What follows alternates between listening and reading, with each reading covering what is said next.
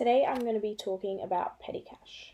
So there are three stages of petty cash. The first is establishing, second making the payment, and third replenishing. What is petty cash? Petty cash is a fund established for making small payments that are impractical to pay by check. These can include office supplies, reimbursements, and postage due. A petty cash fund is established by writing a check for the amount of the fund, cashing it, and then placing it under a trusted employee. A journal entry is then made to record this establishment.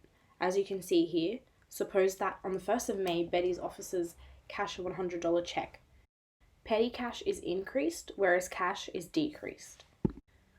Make note that there is no change in total assets. The next step is making payments. This can either be done by taking cash from the fund or employees seeking reimbursements from the fund. No journal entries are created in this step as payments are just from petty cash. Replenishing the fund is an important step to do while the cash decreases. The leftover cash is counted and the business cashes a check for this amount. That brings the total cash to the original balance. These receipts are then used to record expenses.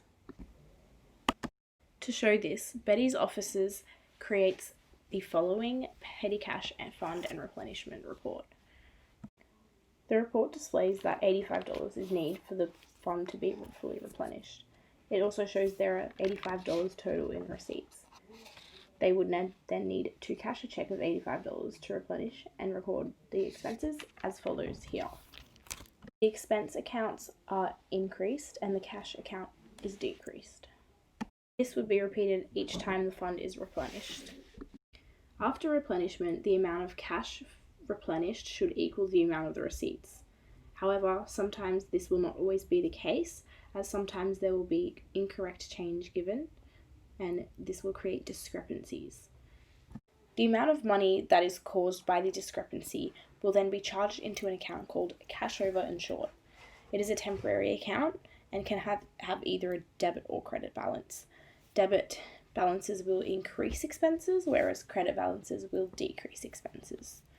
A lot of businesses have gotten rid of petty cash, however, it is still relevant in the accounting world.